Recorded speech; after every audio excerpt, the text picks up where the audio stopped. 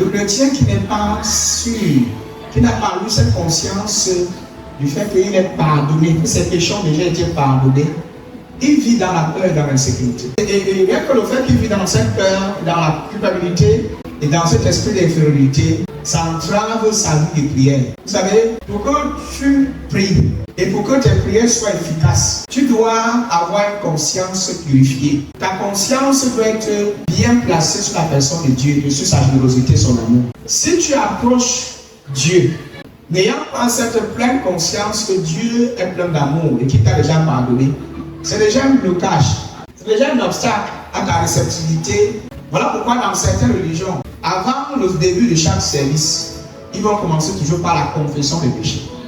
Pourquoi est-ce que dans certains ministères, on commence le culte toujours par demander aux chrétiens de confesser d'abord les péchés dans chaque début de service? Je sais pas si quelqu'un d'entre vous a été dans de telles églises auparavant. Ou au début de chaque service, on passe demande d'abord qu'on confesse les péchés. Et ça semble être très normal, mais en réalité, c'est par peur que nous le faisons. Ils ont peur que s'ils ne confessent pas leurs péchés, la conscience du péché risque d'être un obstacle à leur réceptivité de la présence de Dieu pendant le service. Voilà pourquoi ils commencent d'abord par confesser les péchés, pour que s'il y avait un problème, s'il y avait un blocage entre eux et Dieu, que ce blocage-là soit complètement enlevé. Pourquoi? Parce que dans leur conscience, on les a enseigné que si vous entrez dans la présence de Dieu, étant conscient de vos péchés, étant coupable de vos erreurs, rien que cette conscience de vos péchés bloque ou encore l'entrave votre réceptivité et votre relation avec Dieu. Donc pour un bon début, pour une bonne introduction, qu'est-ce qu'il faut faire? Il faut d'abord confesser ses péchés. Est-ce que cet évangile-là, elle est biblique? Pardon, je vais vous choquer ce soir. Et certains d'entre vous, je sais que certains d'entre vous ici sortent des ministères où c'est ce qu'on a longtemps enseigné. Et moi, je suis un révolutionnaire. Je ne suis pas un pasteur commun. Je ne suis pas un homme de Dieu. Je suis un révolutionnaire. Je n'essaye pas de copier ce que les autres enseignent. Je prêche ce que l'Esprit de Dieu enseigne. Et tout à l'heure, tu vas découvrir par toi-même. Parce que je ne prêche rien sans prouver, sans démontrer dans les Saintes Écritures. Comment Dieu a-t-il pardonné tous nos péchés? C'est intéressant de connaître comment Dieu, la méthode que Dieu a utilisée pour nous pardonner tous nos péchés. Je ne sais pas si quelqu'un est vraiment touché, quelqu'un a envie d'entendre, de comprendre. Donc comment est-ce que Dieu a fait pour que mes péchés soient définitivement pardonnés? Et je vous assure, il y a des bases de l'évangile que tant qu'on t'a enseigné, tu serais toujours à la merci des fausses doctrines. Oui, il y a des bases de l'évangile, tant que tu n'as pas été bien instruit. S'il arrive que tu tombes entre les mains d'un faux pasteur, d'un faux enseignant, il va t'enseigner l'hérésie et tu vas croire. Il va te présenter une fausse doctrine et puis tu vas adhérer à ça. Donc il est important qu'en dehors de la prière, de tout ce qu'on peut faire, que nous soyons spirituellement nourris par la parole de Dieu. Que vous soyez suffisamment alimentés par le message. De telle sorte que même s'il y a une vague, vous savez, ce qui rend une maison solide, c'est la fondation, non? Ce n'est pas la fondation. Ce n'est pas le plafond, ni le toit, ni les murs, c'est la fondation. Si la fondation échoue, le reste là, si le vent vient souffler, les tempêtes soufflent, la maison là va se tomber. Si elle est mal conçue, imaginez une maison qui est conçue sur du sable, le vent vient, elle va tomber. C'est une maison qui est vouée à l'échec, elle va absolument s'écrouler. Donc pour avoir une vie chrétienne solide, il faut être disposé à des meilleurs enseignements. Vous deviez disposer votre cœur à écouter ce qui est juste, mais parce qu'il y a ce qui est faux. Dans Matthieu 6, verset 28, la Bible dit que car ceci est mon sang, le sang de l'alliance qui est répandu pour la rémission des péchés.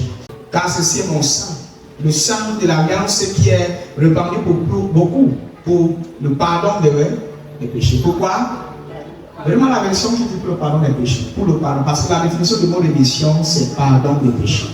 Car ceci est mon sang, le sang qui garantit l'alliance de Dieu et qui est versé pour une multitude de gens pour le pardon des péchés. Luc chapitre 1, le verset 77. Afin de donner à son peuple la connaissance du salut par le pardon de ses péchés. Maintenant, si vous observez bien Matthieu 26, qui vous a révélé là-bas, Matthieu 26, à partir du verset 28, il dit quoi? Mon sang. Il dit le sang de l'alliance qui est répandu pour beaucoup. Le sang de l'alliance qui est répandu pour Beaucoup. Ça, c'est ma version ici. Le sang de l'alliance, dans votre version, dit quoi? Le sang qui garantit l'alliance de Dieu et qui est versé pour une multitude de gens. Ma version dit que le sang de l'alliance qui est répandu pour beaucoup pour le pardon des péchés. Maintenant, on va aussi les Hébreux. Tout à l'heure, aujourd'hui, on va un peu parcourir les Saintes Écritures. Si vous remarquez très bien, vous allez constater que tous ces passages que nous sommes en train de lire parlent du sang. Nous sommes d'accord? Parle de quoi? Du sang et du pardon des péchés. Il y a deux mots qui reviennent, le sang et le pardon des péchés. Donc notez ça bien, c'est important qu'on aille ensemble. On va aussi découvrir ce que Hébreu dit. Amen. Parce que pour mieux comprendre ce passage de Matthieu 26 et de Luc chapitre 1, le verset 77, il faut lire Hébreu. Parce que Matthieu et Luc, ce sont les évangiles. Vous comprenez? L'apôtre Paul dans Hébreu, maintenant, il va prendre la peine de mieux nous expliquer avec des thèmes profonds. Dans son contexte original, Paul va maintenant il va maintenant étaler la vérité pour que nous puissions bien comprendre, saisir le sens de ce que Jésus-Christ a réellement fait. Le sens de l'alliance nouvelle qui a été inaugurée par le sang de Christ, le sens du mot pardon des péchés. Dans Hébreu 9, verset 22, il dit presque tout d'après la loi est purifié avec du sang, et sans effusion de sang, il n'y a pas de pardon. Il n'y a pas de pardon. Et presque tout, là c'est Paul. Et en fait, selon la loi, presque tout est purifié avec du sang. Et il n'y a pas de pardon des péchés sans que du sang ne soit vert. Donc, on ne peut pas parler du pardon des péchés sans parler du sang de Jésus-Christ. Est-ce que c'est quelqu'un avec moi? Amen. Ouais, l'auteur de l'épître de Hébreu attire notre attention sur les pratiques sacrificielles. Les pratiques dans lesquelles il fallait automatiquement qu'il y ait effusion de sang pour qu'il y ait pardon des péchés. Et qu'est-ce qu'il fait? Qu'est-ce que Paul essaie de faire? Paul nous renvoie à l'ancienne alliance. Et il est en fait selon la loi. Selon quoi? Qu'est-ce que Paul fait? Il nous ramène sous l'ancienne alliance. Parce que pour que tu comprennes mieux le sens du sacrifice, pour que tu comprennes mieux le sens même de ce que Jésus a dit dans Matthieu et même dans le livre de Luc, il faut d'abord que tu connaisses ce qui s'est passé dans l'ancienne alliance, sous la loi. La méthode qu'ils utilisaient pour obtenir le pardon, c'était par le système des rituels, le système des sacrifices. On n'obtenait pas le pardon de Dieu comme ça. On ne se fait pas le matin comme ça et puis on élève juste les mains au ciel, on dit Seigneur, pardonne-moi mes péchés, puis Dieu te pardonne. Il y avait un système bien élaboré. Il y avait des codes. Il y avait des cérémonies qu'il fallait automatiquement respecter pour que, à la fin de cette cérémonie, tu obtiens le pardon que tu demandes à Dieu. Ce n'était pas quelque chose que tu lèves un matin comme ça et puis tu reçois. Non. Je ne sais pas si nous sommes ensemble ici. Il est en fait, selon la loi, presque tout est vérifié avec du sang. Il n'y a pas de pardon des péchés sans que du sang ne soit versé. Et quand nous lisons Paul, il nous amène à faire des recherches approfondies. Il s'agit ici d'un système sacrificiel légal. En Israël, il y avait un jour appelé le jour des expiations. C'était un jour désigné particulièrement pour offrir des sacrifices à Dieu. Et ce n'était pas donné à n'importe qui. Il y avait une tribu dans laquelle Dieu choisissait ses fils, ses serviteurs, comme des sacrificateurs, pour offrir ce genre de sacrifice, pour offrir ces cérémonies à Dieu. Donc, ce n'est pas tout le monde qui était désigné pour offrir de tels sacrifices. Donc, quand vous lisez bien, vous allez voir que Paul nous renvoie sur l'Ancienne Alliance. Il nous renvoie sur l'Ancien Testament pour que nous allons étudier comment est-ce que le processus, comment est-ce que ces gens-là obtenaient le pardon de leurs péchés? Par le sacrifice, par l'expiation, par le sang d'un animal. Dans l'Ancienne Alliance, ce n'est pas un animal qu'on tuait pour que son sang nous purifie. Non. C'est le sang des taureaux. Donc c'est une pratique légale considérée comme le jour des expiations. Le jour où on vient pour expier ses péchés. Si tu avais commis des péchés, toi et ta famille, Vous allez vous rassembler et aller là au milieu du temple, qui est appelé encore le tabernacle. Tout Israël devait se réunir ce jour-là, le jour des expiations. Ils allaient tous se réunir ce jour-là et chacun devait présenter un holocauste, un sacrifice qui représente sa propre vie. Un sacrifice qu'on allait présenter à Dieu en ta faveur. Le sacrifice qu'on offrait, ce n'était pas seulement un sacrifice individuel. Les sacrificateurs offraient aussi un sacrifice pour tout le peuple et eux-mêmes étant inclus à l'intérieur. Donc ils n'offraient pas un sacrifice pour les péchés des individus, mais ils offraient le sacrifice pour les péchés. Donc le sang versé dans le lieu très saint n'était pas seulement pour lui-même, mais pour tout le monde, pour toute la nation d'Israël. Le même jour, le jour des expiations. Ce n'était pas comme si chaque jour on offrait le sacrifice pour ses péchés. C'est-à-dire que si peut-être hier tu as péché, tu as commis l'adultère, le même jour tu offrais un sacrifice. Donc chaque jour, non, ce n'était pas comme ça, c'était par les autres. On ne demandait pas pardon, on n'obtenait pas le pardon de Dieu chaque jour. On ne cherchait pas à obtenir le pardon de Dieu graduellement et chaque jour. Il y avait un temps fixé pour ça. C'était une seule fois l'année. Et une fois seule l'année, le jour était bien marqué et désigné, le jour des expiations. C'est un jour particulier que tout le peuple, toutes les nations d'Israël connaissaient particulièrement ce jour-là. Et chacun s'y préparait en conséquence. Ce n'est pas comme aujourd'hui, sous la nouvelle alliance, certaines personnes obtiennent le pardon des péchés hier, aujourd'hui ils obtiennent encore le pardon des péchés, après demain ils obtiennent encore le pardon des péchés. Ils obtiennent chaque jour. Sur l'ancienne alliance, ce n'était pas comme ça. Nous sommes, c'est-à-dire qu'aujourd'hui, nous faisons l'exigence de ce qui n'a jamais existé sur l'ancienne alliance. Alors que nous sommes plus privilégiés que ceux qui étaient sur l'ancienne alliance. Nous avons ce qu'eux n'ont pas eu. Dans Lévitique chapitre 16, verset 1, il va mieux nous expliquer comment est-ce que le processus de sacrifice se passait dans l'ancienne alliance. Et il y avait un lieu, ce qu'on appelle le lieu de propitiation. C'est là où on versait le sang. Alléluia. Le lieu, on appelle le propitiatoire, situé derrière le voile, dans le lieu très saint. C'est là où le sacrificateur allait verser le sang des animaux, le sang de veau qu'il a extrait, pour l'expiation des péchés du peuple. Amen. Et l'Évêque va nous expliquer que l'Éternel parle à Moïse, verset 10. L'Éternel parle à Moïse après la mort des deux fils Aaron qui moururent en sa présence devant l'Éternel. C'est la suite, pour ma fille. L'Éternel dit à Moïse, parle à ton frère Aaron, afin qu'il n'entre pas en tout temps, afin qu'il n'entre pas en tout temps dans le sanctuaire, au-dedans du voile, devant le propitiatoire, voilà, devant le propitiatoire qui est sur l'arche, de peur qu'il ne meure. Ouais, c'est un lieu dangereux. C'est pas tout le monde qui était permis d'entrer là-bas, et ni même toucher. Devant le propitiatoire qui est sur l'arche, de peur qu'il ne meure, car j'apparaîtrai dans la nuée sur le propitiatoire. J'apparaîtrai dans la nuée sur le propitiatoire. Il dit, voici de quelle manière Aaron entrera dans le sanctuaire. Il prendra un jeune taureau.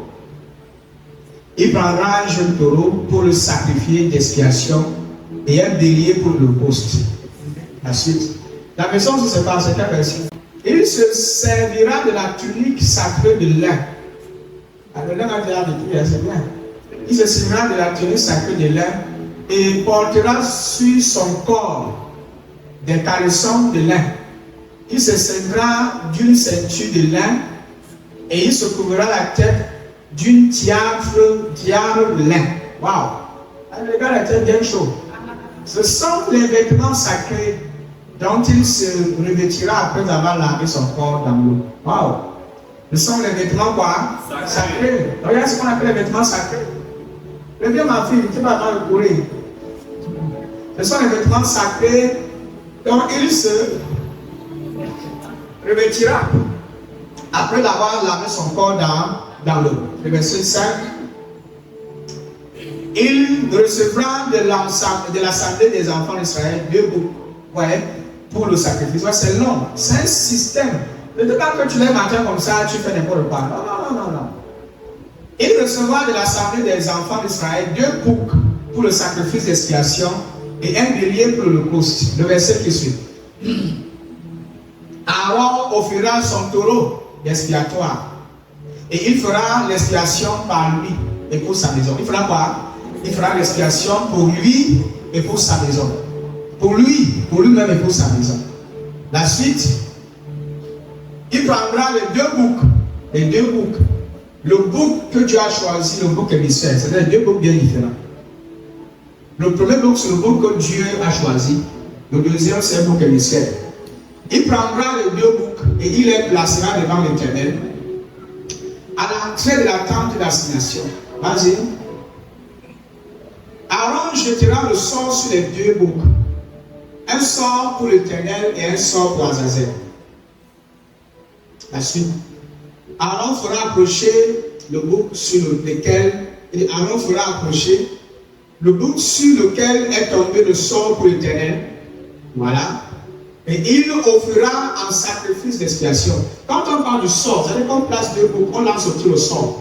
Si le sort tombe sur un bouc, ça veut dire que c'est le bouc de l'Éternel. Celui qui n'a pas été choisi, on va le jeter. Le bouc émissaire, c'est le Azazel, c'est le bouc qu'on va jeter dans le désert.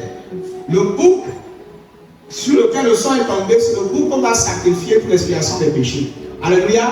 Donc Aaron fera approcher le bouc sur lequel est tombé le sort pour l'Éternel et il offrira en sacrifice d'expiation. Et le bouc sur lequel est tombé le sort pour Azazel sera placé vivant devant l'Éternel afin qu'il serve à faire l'expiation et qu'il soit lâché. Vous savez comment? Soit lâché dans le désert pour Azazel, le diable. Azazel. Bon, allons-y, c'est tout un mystère. Aaron offrira son taureau expiatoire. Aaron offrira son taureau expiatoire et il fera l'expiation pour lui et pour sa maison. Il égorgera son taureau expiatoire. Il égorgera son taureau expiatoire. La suite. Il prendra un brasier plein de charbon ardent ôté de dessus de l'autel devant l'Éternel et de 2 poignées de parfum odoriférant en poudre. Il portera ces choses au-delà du voile. Il mettra le parfum sur le feu devant l'Éternel, afin que la nuée du parfum ouvre l'eau propitiatoire qui est sur le témoignage, et il ne mourra point. Il prendra du sang du taureau et il fera l'aspersion. Voilà les détails. Il prendra quoi? Du sang du taureau et il fera l'expiation avec son doigt sur le devant du propitiatoire vers l'Orient. Il fera avec son doigt 7 fois l'aspersion du sang devant le propitiatoire. C'est extrêmement compliqué. Tout est rituel. Mais maintenant qu'on les accorde, vas-y. Il égorgera le bouc expiatoire pour le peuple. Et il portera le sang au-delà du voile. Il fera avec ce sang comme il a fait avec le sang du taureau. Et il en fera l'aspersion sur le propitiatoire et devant le propitiatoire. C'est ainsi qu'il fera l'expiation pour le sanctuaire à cause des impurités des enfants d'Israël et de toutes les transgressions par lesquelles ils ont péché. Il fera le même pour la tente d'assignation qui est avec eux, au milieu de leur impurité. Il n'y aura personne dans la tente d'assignation lorsqu'il entrera pour faire l'expiation dans le sanctuaire, jusqu'à ce qu'il en sorte. Il fera l'expiation pour lui, pour sa maison et pour toute l'assemblée d'Israël. En sortant, il ira vers l'autel qui est devant l'Éternel et il fera l'expiation pour l'autel. Il prendra du sang du taureau et du bouc et il en mettra sur le corps de l'autel. Je suis fatigué. Parce que tellement le rituel est compliqué. Quand il est fatigué, c'est pour dire que pour exécuter des thèmes rituels, il te faut passer par une école de 10 ans. Où on doit seulement t'apprendre. On doit te former pour que tu puisses mettre ça en pratique. Ce n'est pas quelque chose que tu lèves le matin comme ça et puis tu...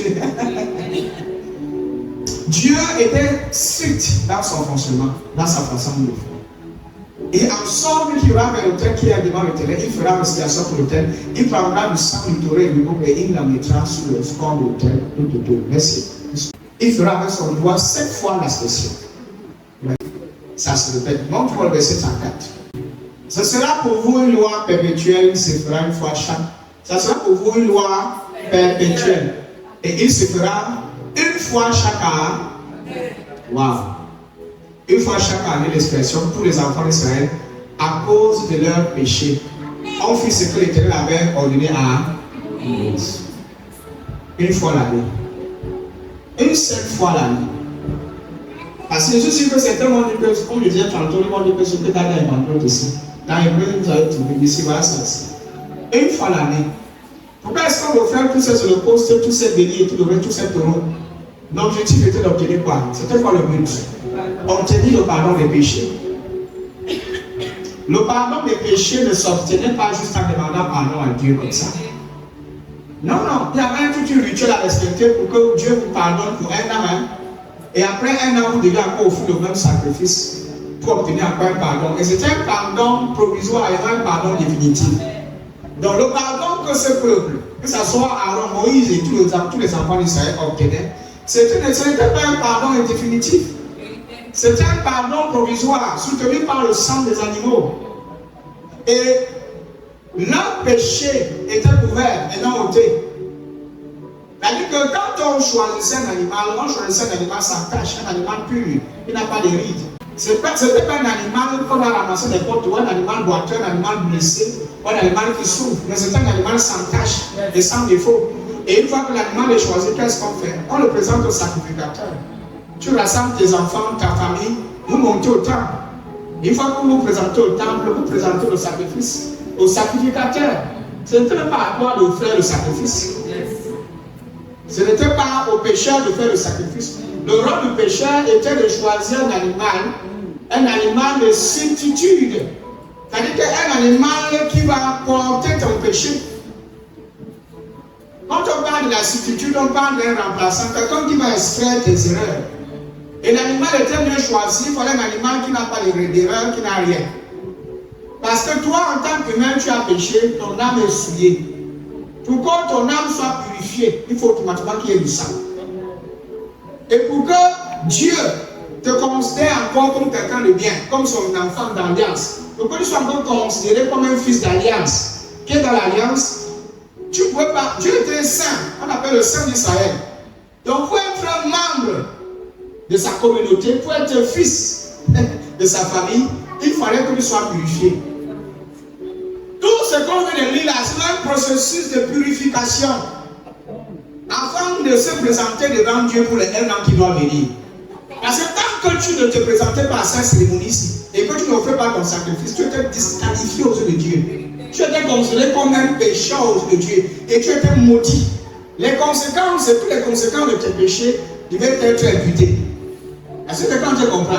Donc il fallait automatiquement suivre le rituel pour enfin obtenir un pardon provisoire de Dieu, afin de vivre et de jouir encore de ses grâces pendant 1 an, avant de remplacer encore. Mais le souci qui est ici, c'est que Paul précise bien que ceux qui offraient de tels sacrifices, qui n'étaient pas parfaits, leur conscience n'était pas purifiée.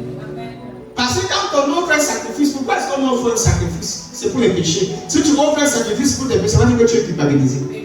Qu'est-ce que nous recherchons? Nous recherchons le pardon. Une fois que tu as obtenu le pardon, tu es libéré de ta culpabilité. C'est pas ça. L'objectif, c'est la libération de ta culpabilité. C'est-à-dire que tu sors du stress.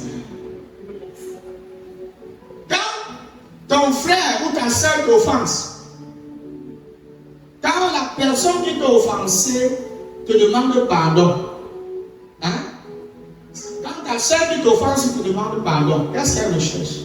Elle veut se libérer. Une fois qu'elle obtient le pardon et que toi maintenant en retour tu te tais, comme tu recherches le pardon, moi je te pardonne. Une fois que le pardon est mutuel, qu'est-ce qui se passe? La personne qui t'a offensé, le côté adverse qui t'a offensé, est libérée de la conscience, de la culpabilité. La personne retrouve sa liberté.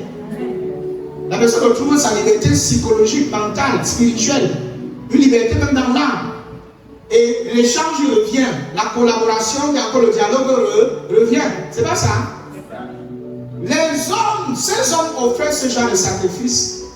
Pourquoi? Parce qu'ils avaient peur. La peur d'être puni par Dieu. La peur d'être condamné par Dieu. La peur d'être condamné. La peur d'être châtié. La peur de subir la colère de Dieu sur leur vie. Et même sur la nation. Quand tu voyais tout un peuple venir offrir des holocaustes à Dieu par rapport au péché de la nation, c'est pour fuir la colère de Dieu. C'est pour fuir la punition de Dieu sur la nation. Tant qu'il ne le faisait pas, Dieu allait abattre sur eux une certaine colère que vous avez compris le vôtre. Et pour ceux qui lisent la Bible, Ils savent de quoi je parle. Mais pour obtenir un tel pardon, on le faisait une seule fois l'année. Ce n'était pas déjà que chaque individu pouvait aller au temple pour faire le sacrifice. On fait le sacrifice des péchés, le lendemain revient encore. Donc il y avait une normalité. Il y avait une discipline bien respectée. Ce n'était pas les choses qu'on fait en désordre. Quelqu'un demande pardon à Dieu, lui demande pardon, après lui demande pardon, après lui demande pardon. Vous savez, pour qu'il y ait pardon des péchés, il faut qu'il y ait du sang. Tant qu'il n'y a pas de sang, sur l'ancienne alliance, il fallait qu'il y ait du sang. Et c'est ça que j'essaie de vous faire comprendre. Parce que le Lévitique nous donne le détail du système d'expiation sur l'ancienne alliance. Elle présentait le taureau des béliers, on devait au égorger. Extrait le sang sur l'autel de propitiatoire, offrir verser du sang. Ouais, ça c'est une quête, c'est une recherche. Beaucoup ont cherché à obtenir ces pardons de Dieu. C'est qu'aujourd'hui, certains ont à leur portée, puis simplifient. Ces pardons des péchés que certains ont déjà, mais ils simplifient, minimisent. Beaucoup ont souffert.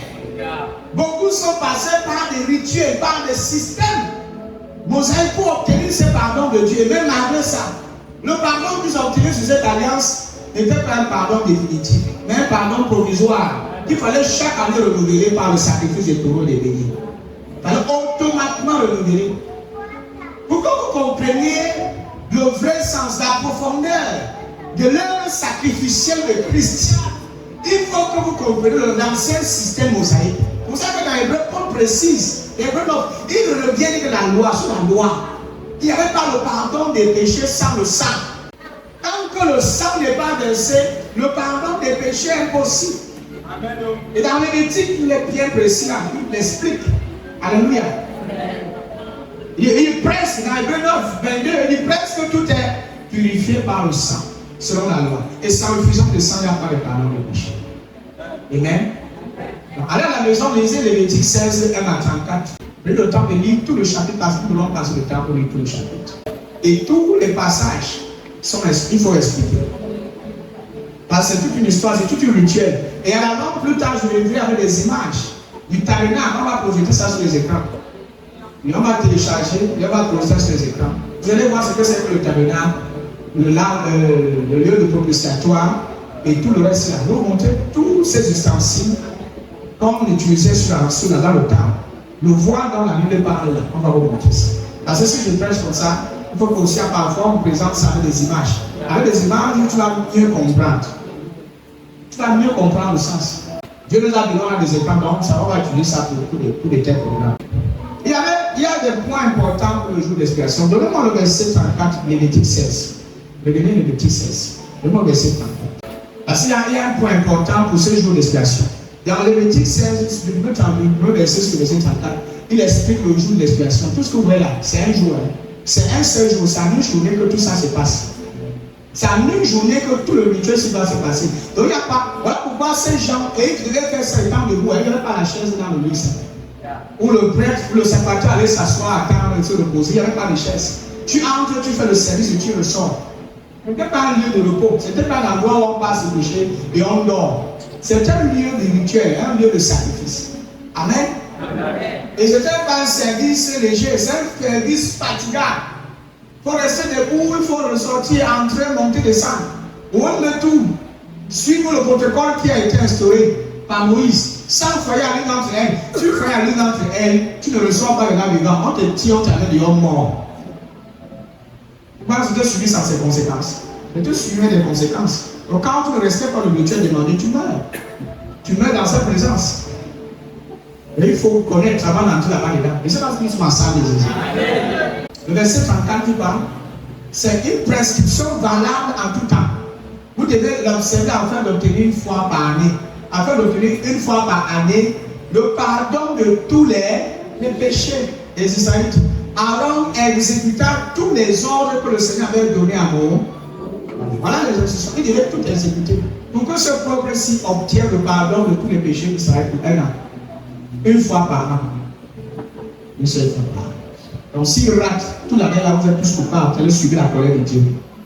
5 jours, comme tout à l'heure, il a expliqué dans le premier verset sur le verset 16. Il y a ce qu'on appelle, il y avait 2 boucs. Et c'est pas ce que j'ai dit ça tout à l'heure. 2 boucs qu'on utilisait pour le rituel. L'un sur lequel le sang du Seigneur est tombé, n'est-ce pas? On a lu ça. Et l'autre appelé le bouc émissaire, qui est Azazel, n'est-ce pas? Donc montre-moi verset s'il te plaît. Et il tire un sort. Voilà. Alors le français peut s'expliquer. Et il tire un sort pour déterminer lequel revient au Seigneur et lequel revient à Azazel.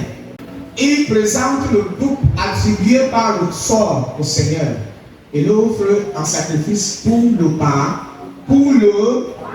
Il n'y avait pas un autre objectif, c'était pour le pardon, c'était pas pour manger, c'était pas pour la fête. C'était pour le pardon. Donc le pardon pour lui, c'est qu'un minimise le sacrifice de Christ. Tout ce que vous avez vu là, c'était pour obtenir quoi? Un pardon même qui est provisoire. Le verset 10. Quand un bouc attribué à Azazel, il sert au rituel du pardon des péchés. On le place vivant devant le Seigneur, avant de l'envoyer à Azazel dans le. Il tremble un doigt. Il n'y avait que le prêtre qui pouvait appliquer le sang sur le propitiatoire. Il n'y avait que le prêtre. Vous savez, ici, dans le monde, il y a des églises. Aujourd'hui, chacun veut être devenu le prêtre. Chacun veut se sanctifier lui-même à son travail. Je ne sais pas comment expliquer ça. Ce n'était pas donné à tout le monde d'entrer dans le lieu saint et purifier et verser le sang. Il y avait un grand prêtre qui appliquait quoi? Le sang sur le propitiatoire. Ce n'était pas comme si chaque pécheur devait entrer dans ce lieu saint, prendre du sang et appliquer sur le propitiatoire. Ce n'était pas destiné à tout le monde. C'était uniquement destiné aux prêtres. Au grand prêtre. C'était un représentant qui devait le faire en faveur de tout le monde. Et le reste du peuple restait à l'extérieur, sous les parvis, attendre que le prêtre finisse le rituel. Donc leur rôle était d'attendre que quelqu'un d'autre leur représente et offre un sacrifice pour les péchés. Même sous l'ancienne alliance, il y avait un représentant. Sous l'ancienne alliance, pour que tes péchés soient pardonnés, il fallait un substitut, il fallait présenter une substitut à Dieu, qui est l'animal, sur lequel tes péchés devaient être déposés. Pour que tu sois libéré. Écoutez, le sang qu'on verse, là, vous savez pas, n'oubliez pas que la vie, c'est le sang. Le sang représente la vie. Est-ce que nous sommes ensemble? Et le sang de ces animaux versés là représente aussi la vie de cet animal. Ce sang, le sang des veaux, le sang des taureaux représente aussi leur vie, la vie des animaux. Donc pourquoi Dieu s'est détourné des péchés des enfants d'Israël pour un an? Il fallait qu'il voit la vie d'un animal. Il fallait qu'il voit la vie d'un animal sans tache. Au lieu de voir ta vie tachetée, alléluia, il fallait qu'il voit une autre vie. Donc, pour que Dieu te bénisse et pour que tu puisses bénéficier de ces grâces pour les un an là, il fallait que ta vie soit couverte par la vie d'un animal. Et pour que ta vie soit couverte, il fallait qu'on tue cet animal. Il devait mourir. On laissait son sang pour te couvrir. Il fallait qu'il meure. Ce n'est pas un animal qui va. Non, il faut qu'il meure d'abord. On prend sa vie, on te couvre avant. Rien d'autre. Ceci n'est qu'une ombre. Quand vous lisez Lévitique, vous voyez déjà Christ. Quand vous lisez Lévitique, vous voyez Jésus et son sacrifice. Je n'ai même plus besoin qu'on t'explique encore ce que Jésus a fait. Rien qu'en écoutant, rien qu'en lisant, tu peux déjà voir, tu peux déjà considérer le poids du sacrifice de Jésus-Christ. Parce que sous l'Ancienne Alliance, le pardon des péchés ne sortirait. Quand je vois les chrétiens critiquer le message de la grâce en disant que non, nous ne sommes pas encore pardonnés, nous devons encore nous battre pour obtenir notre pardon des péchés, je dis que l'ignorance c'est un problème. L'ignorance c'est un grave problème. Quand la Bible dit que nous ne sommes plus sous la loi, et en vérité nous sommes sous ces lois-ci. Le jour où tu viens à l'église et tu dis que tu es toujours sous la loi, ça veut dire que normalement, pour que tu obtiennes le pardon des péchés, tu dois suivre le rituel. Tu dois suivre ce rituel à la lettre. Et puis ce n'est pas à toi d'offrir un sacrifice. Tu présentes, c'est quelqu'un d'autre de le faire à ta place. Quelqu'un doit le faire à ta place. Quelqu'un a été choisi pour ça.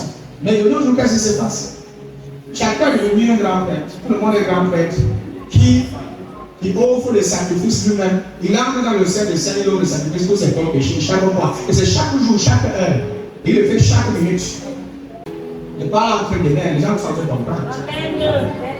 Dans le Lévitique 17:1, qu'est-ce qu'il dit là-bas? Il dit le sang. Il parle du sang qui représente la vie de l'animal. Pourquoi quelqu'un dit pas que c'est quelque chose que j'ai inventé? Vous n'avez les preuves. Lévitique 17, donne-moi le verset 11. C'est dans le sang que réside quoi? La vie d'une créature, dans n'importe laquelle. Le Seigneur vous autorise à utiliser le sang sur l'autel pour obtenir le pardon en votre faveur. Et en effet, le sang permet d'obtenir le pardon pour qu'il y ait porteur de vie. Non, parce qu'il est porteur de vie. Le sang est porteur de vie. C'est-à-dire que tu étais mort dans ton péché. Le sang d'animal maintenant te donne la vie. C'est pas possible. Voilà quel niveau on a été venu. Tu vis dans l'animal. Si je vis, c'est moi qui vis. Mais c'est l'animal qui vit. Maintenant, c'est une identification. Tu t'identifies à la vie de cet animal. C'est s'identifier à la vie de l'animal. Donc Dieu te pardonne parce qu'il a vu la vie d'un animal. Dieu ne te pardonne pas parce qu'il a vu ta vie, il te pardonne parce qu'il a vu la vie d'un animal qui est sans tache, qui est pur. Parce que Dieu recherche la sainteté et la pureté. Et c'est dans le sang que réside la vie d'une créature. Le Seigneur vous autorise, il fait quoi? Ça c'est un droit légal. Yes, ça c'est un rituel autorisé. Il vous autorise à utiliser le sang sur l'autel pour obtenir le pardon en votre faveur. En effet, le sang permet d'obtenir le pardon parce qu'il est porteur de vie. Donc vous comprenez donc que sur l'ancienne alliance, pour obtenir le pardon, c'est clair maintenant à l'église. Pour obtenir le pardon de ses péchés, il fallait présenter la vie d'un animal qui est son sang. Tant que Dieu ne voyait pas le sang de cet animal-là, il ne te donnait pas le pardon. Il ne te pardonnait pas. Donc ce n'était pas un pardon qu'on obtenait si facilement. Non, non, il fallait suivre un rituel bien assidu, bien discipliné, jusqu'à la fin du rituel. Et c'est important que tu chrétiens comprennes ça. Parce que pour que tu expliques mieux Jésus, pour que les gens comprennent mieux le système, le sacrifice de Christ, il faut qu'ils comprennent d'où nous sortons. C'est qu'on a dû endurer les souffrances sur lesquelles le monde a été. Pour obtenir ce pardon, ce n'était pas facile. Vous imaginez qu'il a fallu que Dieu lui-même meure pour qu'on obtienne le pardon. Il a fallu que Dieu lui-même souffre comme animal pour que vous obteniez le pardon. Et aujourd'hui, certains prennent encore ce pardon comme de la légèreté. Ils ne comprennent pas. Comme un don provisoire. Comme un don provisoire. J'écoute encore certains hommes de Dieu pensent que le pardon de Dieu c'est un don provisoire. Si le pardon que nous obtenons sur la nouvelle alliance est provisoire, ça veut dire qu'il n'y a aucune différence entre ce pardon et celle qu'on obtenait sur l'ancienne alliance. Ça veut dire que le rituel, l'œuvre de Christ et l'œuvre que le système de sacrifice des rituels sur l'ancienne alliance, il n'y a aucune différence, c'est la même chose. Parce qu'elles ont un même impact et les mêmes résultats. Si sur l'ancienne alliance, pour un an, on offre le sacrifice pour obtenir le pardon des péchés, un pardon qui est provisoire, qui doit être renouvelé chaque année, et que sur la nouvelle alliance, on obtient le pardon aujourd'hui des non-pères, le pardon des péchés. Voilà, les chrétiens aujourd'hui, ils sont pardonnés aujourd'hui, demain non plus le pardon des péchés. Aujourd'hui, parce qu'on a beaucoup confessé, et beaucoup pensent que c'est à force de beaucoup confesser ses péchés qu'on obtient le pardon de Dieu. Frère, c'est en croyant à l'œuvre sacrificielle de Christ que les péchés sont pardonnés. Donc ici, là, il n'était pas question des performances des enfants d'Israël à présenter un animal. C'est le sang qui intéressait Dieu. C'est le sang de l'animal qui était important aux yeux de Dieu. Ce n'était pas la force ni la vitesse de l'homme qui offre le sacrifice, ni sa confession. Non. Et en étant, ce n'était même pas au pécheur d'entrer dans le lieu très saint. Son rôle était de présenter l'animal et rester à l'écart. Et de permettre à ce que le sacrificateur, le grand sacrificateur, fait son service. S'il réussit le système, la cérémonie sacrificielle, le peuple en est en bénéficier. Est-ce que nous sommes en train de comprendre? Beaucoup de personnes ont réduit le pardon des péchés au même niveau que le système de pardon sur l'ancienne alliance. Il parle du pardon des péchés qu'on obtient sur la nouvelle alliance, bien sûr. Avant que je me pousse, mettez que je bouge, on va encore détail par détail. Vous allez comprendre. Vous êtes en train de comprendre? Le pardon des péchés enseigné dans nos églises, c'est un pardon provisoire. Nous sommes pardonnés par Dieu aujourd'hui parce qu'on a confessé nos péchés. Mais quand nous ressortons de la salle, si nous disons encore une fois à quelqu'un, on perd ce pardon. Donc c'est un pardon qui n'est pas garanti par Dieu, mais qui est garanti par nos efforts. Elle n'est pas garantie par son sacrifice, mais elle est garantie par nos performances et par notre bonne discipline à maintenir notre vie droite et juste. Si nous échouons, nous perdons le pardon. Donc c'est un pardon en suspension. Un pardon que à tout bout de champ, nous pouvons la perdre. Si nous commettons une petite faute, une petite erreur comme ça, Dieu récupère. Donc entre ce pardon sur la nouvelle alliance et le pardon de l'ancienne alliance, lequel est même mieux? Parce que celle de la nouvelle alliance est encore même plus pire. Parce que nous, les chrétiens, sur l'ancienne alliance, eux, ils attendaient un an pour offrir un holocauste. Mais nous confessons les péchés chaque jour que Dieu a créé. Et nous confessons nos péchés sans présenter un sacrifice, sans offrir un holocauste. Vous demandez pardon. Ce qui te pardonne, ce n'est pas le nombre de paroles que tu as multipliées avec des larmes aux yeux, en pleurant, en disant que oh, j'ai trop fait, j'ai commis trop de bêtises. Ce n'est pas ça qui pousse Dieu à te pardonner. Hein? C'est ta foi dans l'œuvre sacrificielle de Jésus qui te pardonne. Si ta foi n'est pas sur la mort, si tu ne vois pas le sang de Jésus à la croix, si tu ne crois pas que lui s'est offert comme un animal sans tache, il s'est offert comme le sacrifice d'expiation. Christ s'est offert lui-même comme ce sacrifice d'expiation pour que tu obtiennes un pardon définitif, qui est différent du pardon qu'on obtenait sous la loi de Moïse. Un pardon provisoire qu'on obtenait grâce au sacrifice et grâce au sang versé de taureaux et de béliers. Le pardon que nous obtenons sous la nouvelle alliance, c'est le pardon éternel parce que le sang qui a été versé, c'est un sang éternel. Ce n'était pas le sang d'un animal. Même si on vous dit que voici l'agneau de Dieu qui vient ôter le péché du monde, c'était juste symbolique. C'était juste symbolique, c'était un style de figure. C'était une figure de style. Pour dire que dans l'ancienne alliance, on parlait de l'agneau, des animaux. Et du sang des animaux pour rester le sang. Mais lui, il est venu aussi comme un animal. Figure de style. Figure de style. Vous dites que lui, mais sauf qu'il n'était pas l'animal. C'est lui-même. Dans ses veines coulait le sang d'un humain. Ce n'était pas un animal. C'était un symbole, c'était spirituel. Et il s'est présenté comme un agneau.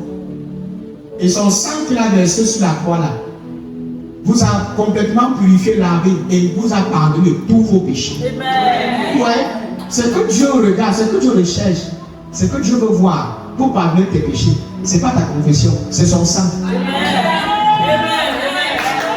C'est le sang. C'est le sang. Tant que tu ne te tiens pas sur la base du sacrifice de Christ, tout ce que tu as envie de raconter là, c'est les balivernes, ça ne sert à rien. Tu as aussi le temps. Tu perds ton temps inutilement. Il y a des gens qui, à la fin de leur vie, sur un lieu de plutôt, qu'est-ce qu'ils font? Parce qu'ils ont commis tellement de mal aux gens. Ils commencent à pleurer sur lui de l'hôpital et ils commencent à dire que j'ai tué Margarita. C'est moi qui ai tué ma Soudan. C'est moi qui ai tué papa qui est Jean-Paul. Et ils commencent à pleurer, oh, pardonnez-moi, après ils pour la tête. Donc toi, tu penses passer la fête, tu vas le parler. Jamais. Je te dis ouvertement, il va dire, d'aller te dire un plat qui attend en enfer, la nourriture. Va direct, sans passer par le pénitre. Mais pas ça escape. Ça escape. Tu fais demande pardon à tous ceux que tu offensés. Si à la fin de toute ta confession là, tu ne confesses pas l'œuvre de Christ, tu ne confesses pas la seigneurie de Jésus-Christ, tu vas aller en enfer. Entre la confession de tes péchés et la confession de la seigneurie de Christ, qu'est-ce qui est plus important? Mais dans le ministère, on insiste sur quoi? Confession de vos péchés. Et la confession des péchés maintenant devient une performance, un travail que vous devez exercer. Et certains pensent que c'est parce que j'ai confessé que je me pardonne. C'est parce que je me suis efforcé, c'est parce que j'ai beaucoup coulé des larmes, j'ai beaucoup pleuré. Et date aussi, maintenant, vous m'avez lancé là aussi. Oh Dieu, pardonne ma fille. Tout ce que vous voyez là, ça ne sert à rien. Même si tu vois, dans d'autres religions, pour obtenir le pardon de Dieu, qu'est-ce que certains font? Ils se flagellent. Hein? Ils se flagellent au corps. Ils se tiennent devant la croix. Il y a encore devant une statue faite avec le sable, le ciment, avec mélangé avec de l'eau. Et quelques liquides rouge et blanc. Je ne sais pas ce qu'il y a là. Ils se tiennent là en face et ils disent que j'ai trop péché. Jésus-Christ, tu me vois non? Ils prennent la fouette. Ils se fouettent eux-mêmes. Ils disent qu'il a fait la pénitence. D'autres rentrent sur les cailloux, ils mettent des grosses pierres, des cailloux bien cassés, ils rentrent dessus, ça se fait ça même, ils ont des écorchures partout sur les genoux. D'autres personnes même quoi? Les cendres sur eux, ils humilient, je vais humilier mon âme devant Dieu. Quand tu vas voir comment je me suis humilié sur la sable. D'autres se jettent même dans la boue dans les carrefours. Ils partent. Il y a bien un prophète comme ça, non? Il voit un magot, la boue, il se jette dedans, il s'enroule dedans, il dit, oh Dieu, pardonne le péché de mon peuple. Sur l'ancienne alliance, c'est pas. Même sur l'ancienne alliance. Donc, on n'a même pas dans le nouveau. On va lire le métier. Parce qu'on a vu tout le monde a compris. Que Moïse a donné un mode, c'est-à-dire un canal. Que pour obtenir le pardon sur l'ancienne alliance, il y avait des rituels à faire. Il y avait des rituels. Tu te tiens pas, tu te lèves un matin comme ça, il faut que tu me pardonnes, tu ne me pardonner maintenant, Seigneur. Pardonne-moi mes péchés. J'ai dit que quelqu'un compris, mais ça ne se fait pas comme ça. Va marcher, chercher un animal. Attends le jour de l'expiation. Le jour de l'expiation, tu attends ce jour. Et c'est une seule fois l'année. On ne rate pas ça, tout sauf c'est mort pour toi. On dit que non, sur l'alliance, c'est quand on ne confesse même pas les péchés tous les jours. Mais nous, dans la nouvelle alliance, tous les jours, Seigneur, pardonne-moi. Seigneur, pardonne-moi. Seigneur, pardonne-moi. Eux ne faisaient pas comme nous là. C'était une seule fois l'année. Une seule fois l'année. Et on ne faisait pas les mêmes rites. Toi, quand tu te présentes devant Dieu, tu te tiens sur la base de quoi? Quand tu te présentes devant Dieu, sur la nouvelle alliance, on présente Christ. Ce n'est pas ta vie que tu présentes, c'est la vie de Christ que tu présentes. Tu ne présentes pas ta vie. C'est la vie de Christ. Quand Jésus te voit, à partir du moment où tu as reçu Christ, à partir du moment où tu es né de nouveau, ce n'est plus ta vie que Dieu voit. C'est la vie de son Fils qu'il voit. Parce que désormais, tu as été sauvé, restitué, tu as été délivré.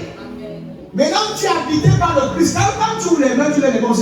Dis ce que Jésus voit. Il voit le Christ, il se voit lui-même en toi.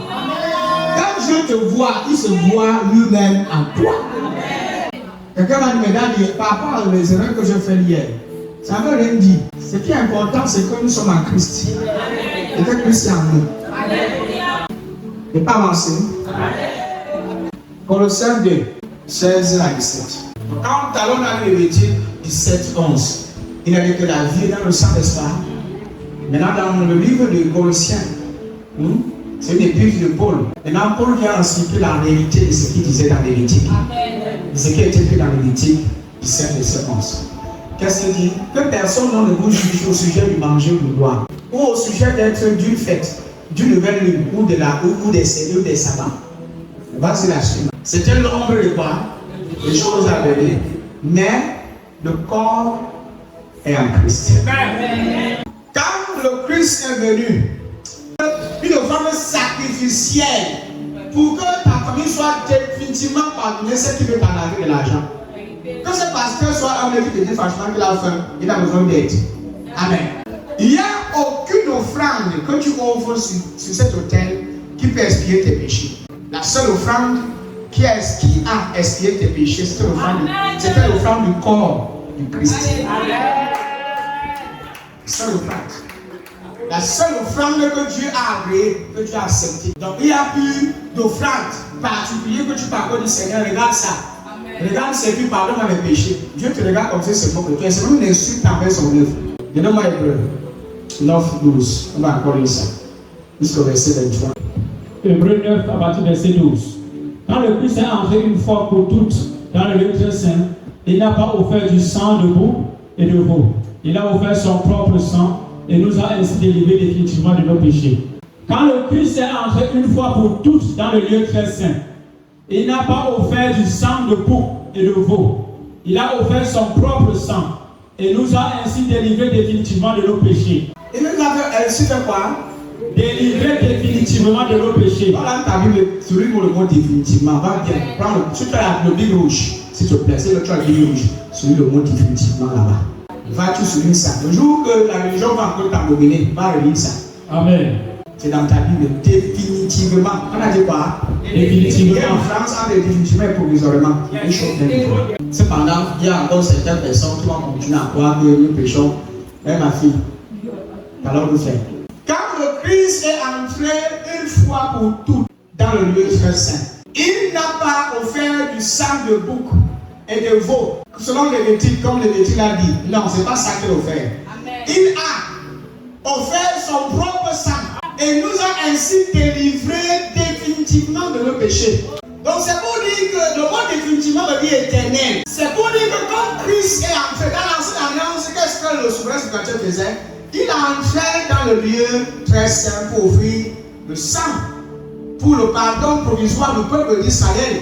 Mais sauf que dans la nouvelle alliance, Christ est entré une fois pour toutes. Dans l'ancienne alliance, les sacrificateurs, les grands, ils entraient et on les remplaçait. Ils entraient et ils ressortent. Ils entraient et en plus quand ils mouraient. C'était des sacrificateurs mortels qui pouvaient être remplacés par d'autres sacrificateurs. Ils prenaient de l'âge et ils mouraient. Et leur service est un service régulier. Ils entrent, ils ressortent. Ils entrent, ils ressortent chaque année jusqu'à ce qu'ils perdent la force, ils meurent. Quelqu'un d'autre les rend. Mais pour le cas de Jésus, il est non seulement le sacrifice. Il est non seulement le sang, il non seulement présente son propre sang, mais il est en même temps le souverain sacrificateur. Écoute, ce n'est pas quelqu'un d'autre qui entre dans le lieu saint à sa place. C'est lui-même qui offre son sang. Il s'offre lui-même comme un animal, comme un agneau s'entend sur la croix, et lui-même il entre le sein des saints avec son propre sang encore. Quand le Christ est entré une fois pour toutes dans le lieu très saint, il n'a pas offert du sang de bouc. Non, et des veaux, il a offert son propre sang. Il a offert son propre sang. Il est irremplaçable. Yes. Si Jésus, si la Bible disait qu'il est entré puis il est ressorti, non, peut-être qu'il y a encore le travail à faire. Mais sauf que jusqu'à ce jour, Jésus est encore dans le lieu très saint. Amen. Et qu'est-ce qu'il amène dans ce lieu très saint? Il offre le sacrifice. Il verse son sang sur le propitiatoire. Et ce lieu très saint n'est pas un lieu saint construit ici sur la terre. C'est le ciel, c'est au ciel. C'est un tabernacle céleste qui n'est pas construit de main d'homme. Ce n'est pas un tabernacle que quelqu'un va aller là-bas ressortir, quelqu'un va aller casser et détruire. Non, frère. Jésus est entré dans le véritable tabernacle éternel. Où il n'est pas entré avec le sang des veaux, des taureaux, mais avec son propre sang. Il a offert son propre sang et il nous a ainsi délivrés définitivement de nos péchés. Quand on a another version, une autre version, ma chère fille. Il a pénétré une fois pour toutes dans le sanctuaire. Et il a offert non le sang des veaux, des boucs et des veaux, mais son propre sang.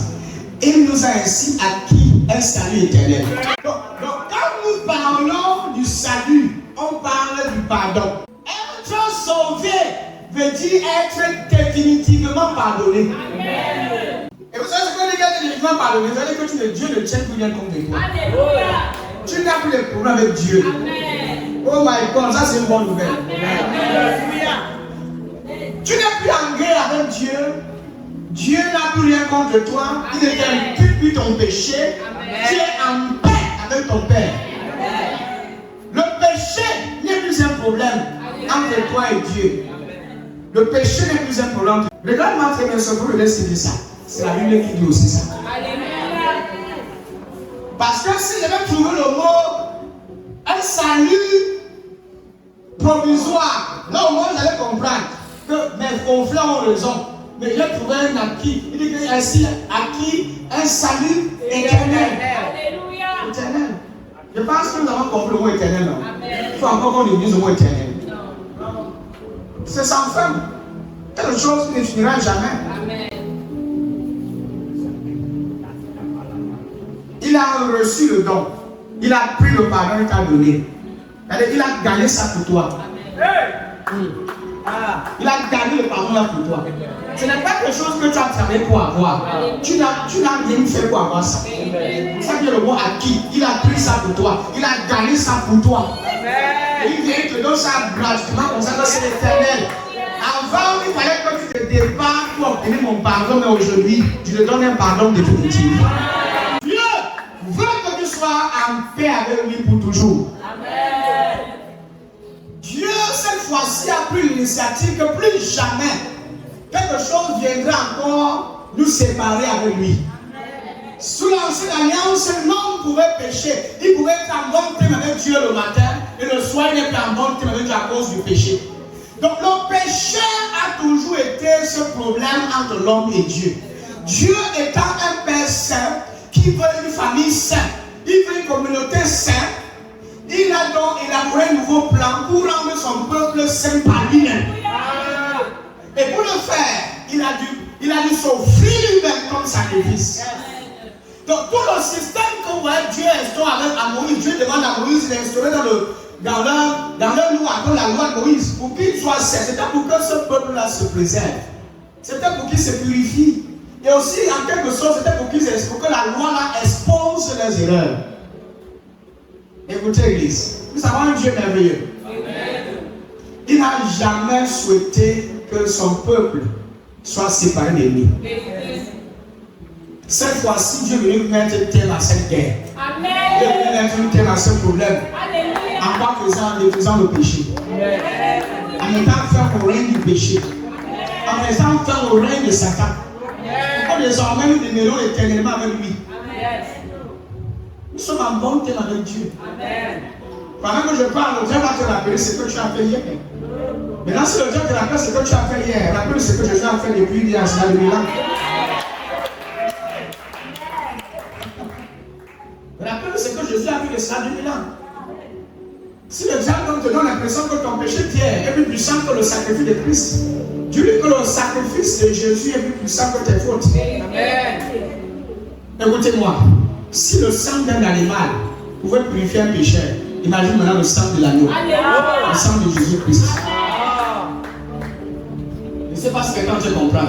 Si le sang d'un animal, qui n'est pas un sang éternel, peut purifier, peut couvrir le péché d'un humain, imaginez le sang de Dieu. Amen. Imaginez l'impact. Il n'y a même pas raison de faire une comparaison entre le sang d'un animal et le sang d'un Dieu. Si le sang d'un taureau pouvait couvrir le péché, pouvait amener même Dieu à pardonner non pour un an, imaginez maintenant le sang de Dieu lui-même. Amen. Le sang de Christ. Alléluia. Vous savez, beaucoup de gens ont vu dans nos églises, prient, disent, j'invoque le sang de Jésus, comme si le sang de Dieu devait la sucette.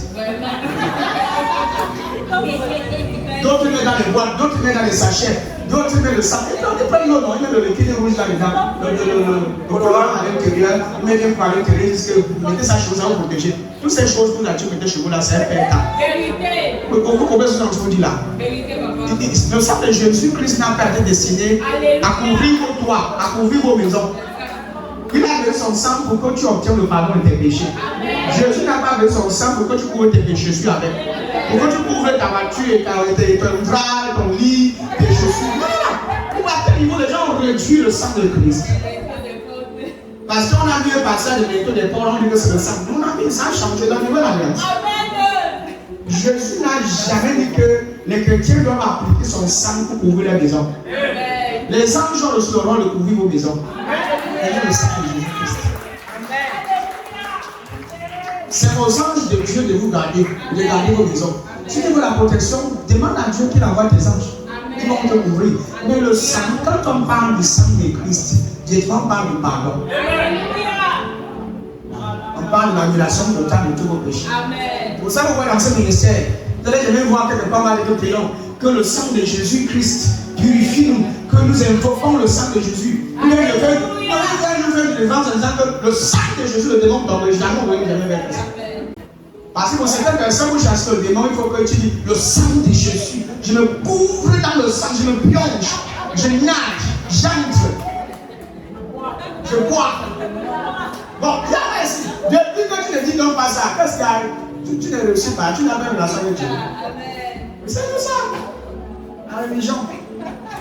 Là pourquoi le mot religion veut dire regarde, qui veut dire être égaré. Quand tu es religieux, tu es automatiquement égaré. Et tu ne sais même pas ce que tu fais. Toi qui es fâché que je dis ça, montre-moi seulement un seul passage de la Bible où les apôtres ont dit quand vous priez, aspergez le sang de Jésus. Tu montres le passage et déposes mon micro sur rentre. Et on fait l'église aujourd'hui. Tout ce que ces pasteurs nous racontent là, c'est des panigales, c'est des histoires. Ce n'est pas biblique. J'applique le sang, j'invoque le sang. C'est comme si le sang était dans un seau, quelque part perché au ciel, tout percé, on puise. Quelqu'un va aller voler, dit que je me couvre dans le sang de Jésus pour aller voler. Pour être invisible aux yeux de l'ennemi. Maintenant, d'autres ont développé notre système. Maintenant, ils mettent dans le sang, dans le sachet et ils vendent. C'est le commerce. Donc, depuis qu'on essaie le sang à Jésus, c'est pas couvrir son sang. C'est pas fini. On veut qu'elle extraire. Et ça finit par là. Ça, c'est quoi, d'une part?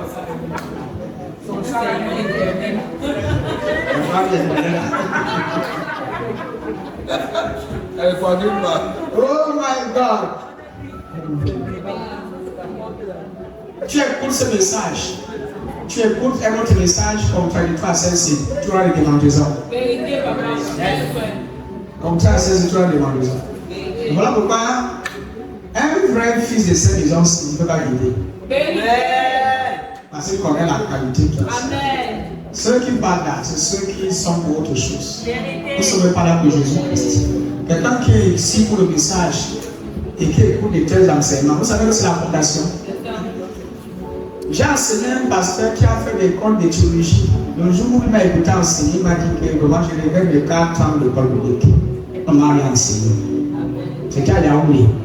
Je vais faire ce cinéma. Ta fille était là, ta fille était là ce jour. C'est le jour là qu'elle va rencontrer la première fois. Elle a oublié. Il y avait au moins une trentaine de pasteurs ce jour à Yaoundé. Une grande séminaire. Votre maman était là avec moi le jour là. J'ai proposé sur tous les pasteurs, je les ai enseignés. J'ai fait 3 jours d'enseignement. 3 jours. D'autres ont quitté l'Inde, Kribi pour venir ce jour. Boyamé pour venir écouter mon message. Et je vous assure, beaucoup de pères, quand les pères comme ça sont les papas qui ont fait, qui étaient plus âgés que moi dans le message. Ils ont dit vraiment mon Dieu, et j'enseigne ce message, j'enseigne sur la grâce. Certains d'entre eux, j'ai brisé tous les barrières de la religion dans leur tête. Et je les ai prouvé avec les saintes écritures que tout ce qu'on vous a enseigné là. Plusieurs d'entre eux sont venus vraiment dire que, oh mon Dieu, il faut être un dans la vie. Moi, je suis un. Tout ce que j'ai appris à l'école, c'est un théologien, un enseignant. Il m'a dit que, oh mon Dieu, c'est pas parce que vous m'avez beaucoup bien enseigné, mais c'est pour le dire que c'était vrai. Je ne comprends pas pourquoi depuis des années, je n'arrive pas à comprendre ça. Il dit que je lisais les livres de Paul, mais je ne comprenais pas. Mais tu m'as ouvert les yeux.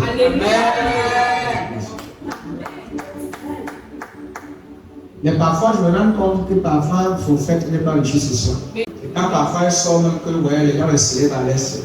C'est une relation que Dieu me permet de comprendre aujourd'hui. Voilà pourquoi j'insiste là-dessus. Soyons toujours enthousiasmés. Chaque fois que nous écoutons l'évangile. Et célébrons l'enseignement. La Bible dit que le Christ est entré une seule fois. Et le mot une fois veut dire que de manière définitive. Il n'entrera pas une deuxième fois. Il n'y aura pas une seconde fois. L'œuvre était une œuvre éternelle et définitive. Un acte définitif. Et irremplaçable, irréversible. Il est entré une seule fois dans le lieu saint, auprès de Dieu. Il n'a pas offert le sang des jeunes taureaux, mais il a offert son sang à lui. Et il nous a libérés pour toujours. Alléluia. Pour toujours. Donc vous devez comprendre, tu dois garder dans ta conscience que maintenant que je suis sauvé, maintenant que je suis en Christ, mes péchés sont définitivement pardonnés. Amen. Quand on dit toujours, hein, c'est en tout le temps.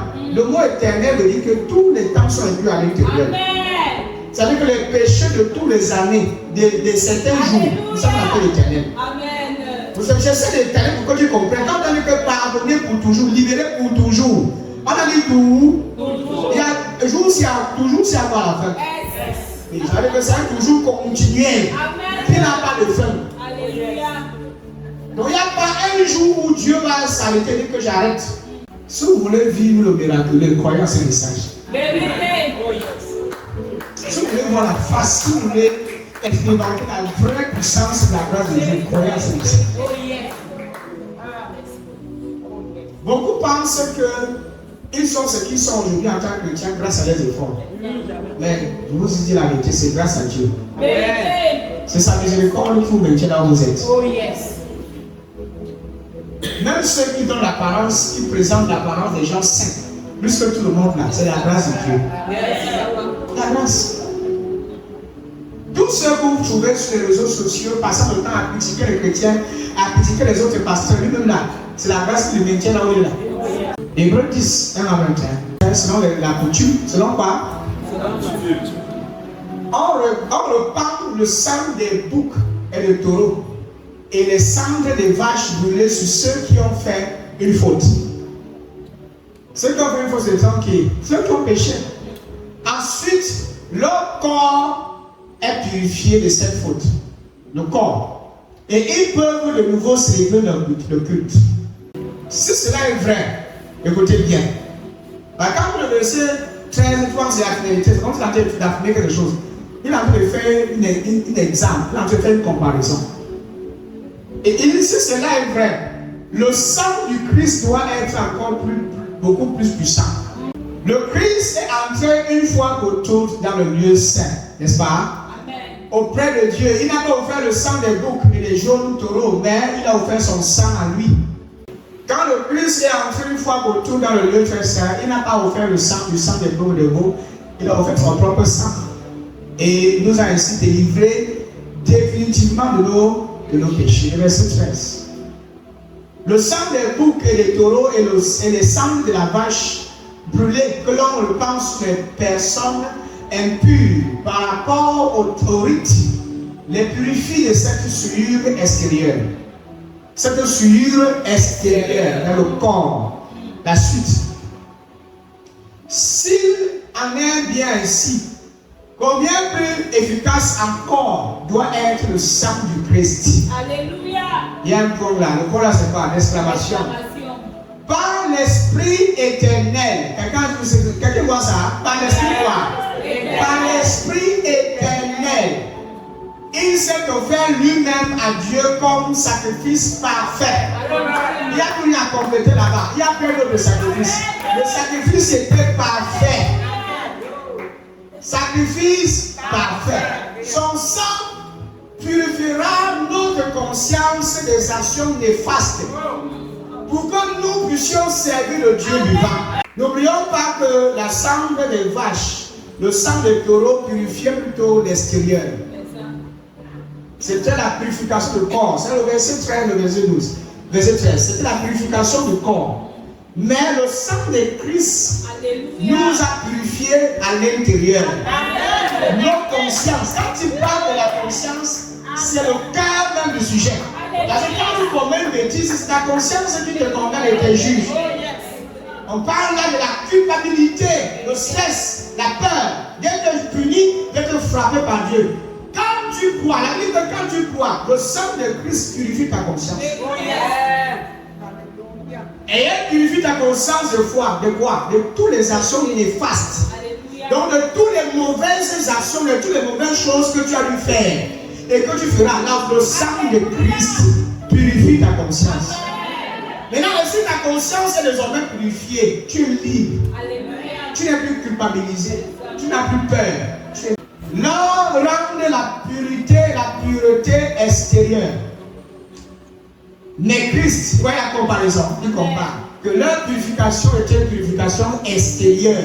Mais il dit, mais Christ, la différence, mais Christ, ce que fait lui-même à Dieu, sous la conduite de l'Esprit éternel, comme une victime sans défaut. À combien plus forte raison par conséquent, son sang purifiera-t-il notre conscience des œuvres qui mènent à la mort, afin que nous servions le Dieu vivant. Voilà mon service. C'est pourquoi tu sers. Parce que si ta conscience te condamne, tu ne peux pas mieux le servir. Quand vous avez une conscience culpabilisée, jugée, vous ne pouvez pas mieux le servir. Pour mieux servir ce merveilleux Dieu, vous devez avoir une conscience purifiée de toutes les œuvres mortes. Quelqu'un qui se tient sur la chair et qui veut rendre ministère, et puis le diable te présente une image de toutes tes fautes. Ça entrave ton service et ça t'empêche d'être efficace.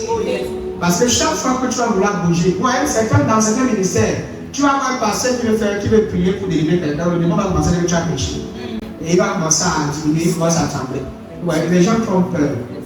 Yes. Quand ta conscience est libérée, tu sais, ça te donne l'accès à la présence de Dieu. Tu peux parler à Dieu n'importe comment et n'importe quand parce qu'il n'y a rien qui s'oppose entre toi et ton Père. Tu peux parler avec lui, tu peux le servir librement parce que tu n'as aucun problème avec lui. Tu n'as pas peur de lui. Tu n'as pas peur qu'il te frappe. Tu n'as pas peur que peut-être il va peut-être se réserver. Parce qu'il y a certaines personnes après se disent qu'aujourd'hui je n'ai pas senti l'onction, c'est comme si j'ai péché. C'est à cause d'un péché que j'ai fait. J'ai chanté aujourd'hui, je n'ai pas senti ma voix. Comme j'ai péché hier, c'est comme si Dieu a retiré son onction sur moi. Mais certaines personnes ont dit que Dieu retire son onction quand on pêche aussi. Et quand tu dis le diable, alors Dieu a retiré son onction sur le diable. Ah, papa. Il était toujours bon, hein. Parce que l'onction est partie. C'est toujours un danger. Il peut devenir lumière maintenant là. Et après l'obscurité après. Il y a quelqu'un encore ici. Dieu va encore remove the anointing. Quelle onction.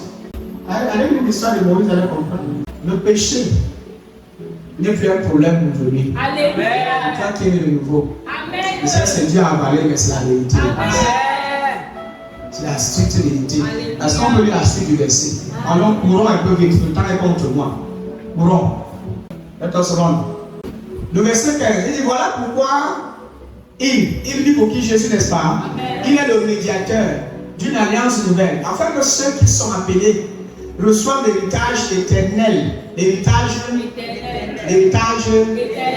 Faut suivre cette appellation éternelle. L'héritage, tu ne vas pas perdre ça, c'est éternel.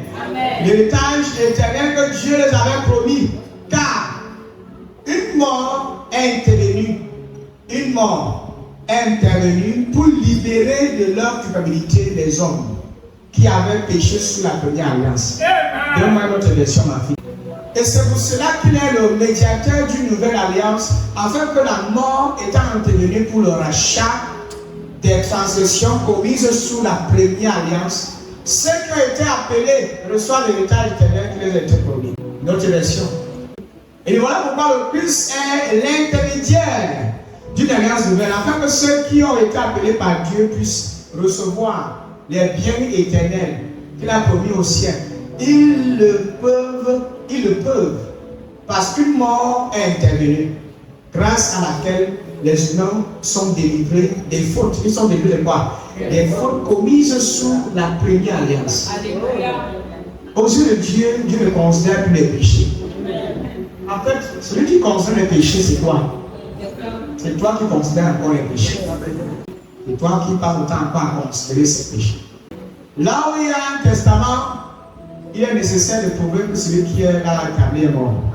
Nous parlons du Nouveau Testament parce que Jésus est mort. Et on peut prouver qu'il est mort. Et lui-même prouve qu'il est mort parce qu'il est ressuscité. On parle, en fait, quand vous appelez l'Ancien Testament, normalement on ne va pas appeler l'Ancien Testament, on va appeler l'Ancienne Alliance. Parce que il n'y a pas la mort du testateur, il y a personne qui est mort. On parle du Nouveau Testament parce que Christ est mort. Il a le Saint Testament, non? Voilà, il a le Saint Testament. Et quand on a le Saint Testament, qu'est-ce qu'on retrouve dans le Testament? Les vœux du testateur. En effet, un testament est valable seulement après la mort, n'est-ce pas? Voilà. Quand celui qui l'a fait vit encore, le testament n'a pas de valeur. Donc le testament de Christ a pris vigueur, a pris vie quand il est mort. Alléluia. Voilà pourquoi on appelle le Nouveau Testament. Amen. Le verset qui suit. C'est pourquoi même le premier alliance a dû commencer avec le sang. Devant tout le peuple, Moïse a lu d'abord tous les commandements comme on les trouve dans la loi. Puis il a pris le sang des jeunes taureaux et des boucs avec de l'eau. Ensuite, il a lancé des gouttes de sang sur le livre de la loi et sur tout le peuple avec une branche d'hysope et avec la laine rouge. Verset qui suit. Et il a dit, ceci est le sang de l'alliance que Dieu vous commande de respecter. Amen. Mais quelle mort? Il n'y avait pas le mort d'être humain, c'est le sang des animaux. Let us go. Tu vois comment ces normes c'est obsolète. Puis, de la même façon, il a lancé du sang sur la tente et sur tous les objets utilisés pour le service de Dieu. C'est ça que beaucoup de gens utilisent maintenant pour dire qu'on doit servir le sang de Jésus partout. Ils reviennent sur l'ancienne figure de l'ancienne alliance, oubliant que nous sommes désormais sur la nouvelle alliance. Et le sang dont on parle, c'est un sang physique, c'est le sang physique de la demande non versée. Ce n'est pas un sang spirituel que je verse le sang de Jésus, j'étale le sang de Jésus, j'étale le sang de Jésus. Ce n'était pas ça dont on parle ici. Peut-être pas le king de rouge, peut-être pas de ça dont on fait question. Le vrai sang de l'animal qu'on a séché. Voici la suite. D'après la loi, presque tout devient plus avec l'eau. Mais si on ne repent pas le sang, les péchés ne sont pas pardonnés. Vraiment, en Hébreux chapitre 10, dans le verset d'étoile, disons ce verset d'étoile. On va aller sur le dos. Si on doit purifier ainsi la copie, oh my God, on allait sauter ça. Si on doit purifier ainsi la copie de ce qui est dans les cieux, c'est-à-dire que tout ce qu'on purifiait dans le lieu saint, c'était la copie de ce qui est dans les cieux. C'est-à-dire que le vrai tabernacle n'était pas sur la terre. Donc le modèle que Moïse a fait, tout ce que Moïse a fait là, il a souvent copié ce que Dieu a montré au ciel. Les ustensiles, le tabernacle, tout ce que vous trouvez dans le temple, dans le tabernacle construit par Moïse, n'était que la copie de ce qui était au ciel. Le modèle, c'est ce qui était au ciel. Il a recopié. Vous croyez? Parce que quelqu'un veut voir. Et si on doit purifier ainsi la copie de tout ce qui est dans les cieux, alors ce qui est dans les cieux a besoin de sacrifices bien meilleurs. Alléluia. Là pourquoi il s'est offert? Il a offert le meilleur sacrifice. Et la suite, c'est quoi? De bon maintenant, mon fils, donne-moi ma fille, donne-moi Hébreux 10, 1 à 21. La loi de Moïse ne reproduit pas exactement ce qui existe. La loi de Moïse ne reproduit pas exactement ce qui existe. Elle est seulement l'ombre des biens qui seront donnés plus tard. L'ombre des biens sont devenus par exemple pour Jésus-Christ. Quand on voit l'ombre là, ça veut dire que ce n'est pas le modèle exact. C'est juste la copie. Le vrai existe, le vrai arrive, qui est Jésus-Christ. Vas-y, pasteur, vas-y, mon fils. Elle demande qu'on offre sans arrêt, chaque année, toujours les mêmes sacrifices. Elle demande qu'on offre sans arrêt chaque année, toujours les mêmes sacrifices. Qu'est-ce qu'il demande? Dans la loi de Moïse. La loi de Moïse demande. Vas-y, mon fils. C'est pourquoi elle ne peut absolument pas rendre parfait ceux qui s'approchent de Dieu. Qu'est-ce qui ne peut pas rendre parfait ceux qui s'approchent de Dieu? La loi. Et les sacrifices. Les sacrifices qu'on offre chaque année, c'est ça qui ne peut pas rendre parfait ceux qui s'approchent de Dieu.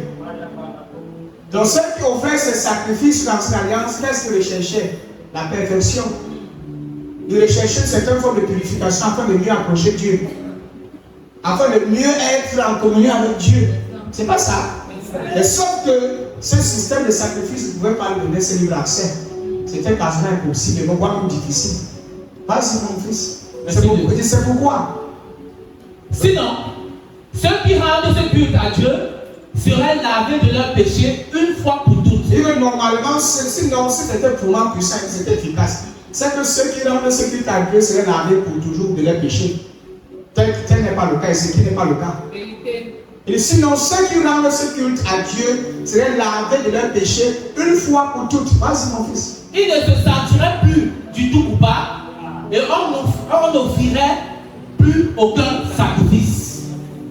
Donc, si le sacrifice offert sur l'ancienne alliance, sur la loi de Moïse, était puissant, parfait, on ne devait pas se retrouver en train d'être coupable à nouveau. Alléluia. De refaire les mêmes sacrifices chaque fois, de reproduire les mêmes sacrifices chaque année. Paul est en train d'expliquer la faiblesse du système cérémoniel de Moïse. Amen. Il explique sa défaillance. Amen. Que sur ce régime-ci, voilà ses négativités, voilà ses erreurs, voilà ses imperfections, ce qu'elle n'a pas pu faire. Elle est faible. Et il essaie de nous amener à comprendre que le système sacrificiel de Moïse n'avait pas de valeur, n'avait aucun poids de libérer l'homme de son péché. Parce que pour que tu comprennes ce que Jésus-Christ a fait, il faut que tu comprennes la fragilité. Oui, c'est que la loi de Moïse a produit. Amen. Yes, elle était très fragile. Sinon, ceux qui rendent ce culte à Dieu seraient lavés de leurs péchés. Sauf qu'ils n'étaient pas lavés de leurs péchés. une fois pour toujours. Et on précise bien, il devait être lavé une fois pour toutes. Pas de manière provisoire, mais définitivement. Ce qui n'est pas le cas, c'est la suite. Mais bien au contraire, ces sacrifices rappellent chaque année le souvenir des péchés. Voilà ce que ça produit. Au contraire, ceux qui offrent le sacrifice, quand ils offrent le sacrifice pour leurs péchés de cette année-ci, n'est-ce pas? Pendant qu'ils sont en train d'offrir le sacrifice, le souvenir des péchés de 2023 ressurgit encore. Donc, au final, ils ne sont pas libérés. Ils sont toujours des pauvres pécheurs culpabilisés. Le péché n'est pas parti. C'est ça, vas-y. Verset 4.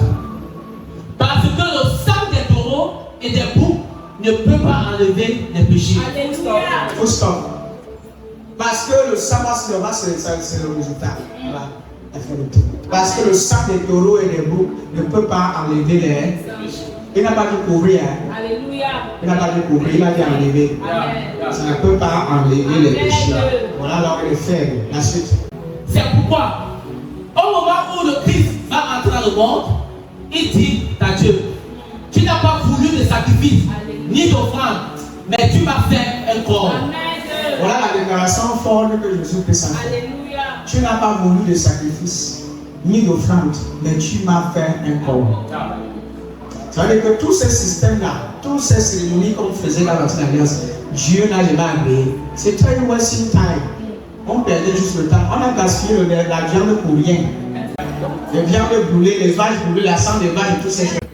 Vous savez tout bien le rituel où on met la sang sur le visage des gens. Vous savez que là où on a eu les vaches, on brûle les vaches, les animaux, on prend le sang, on met sur le visage. C'est la purification.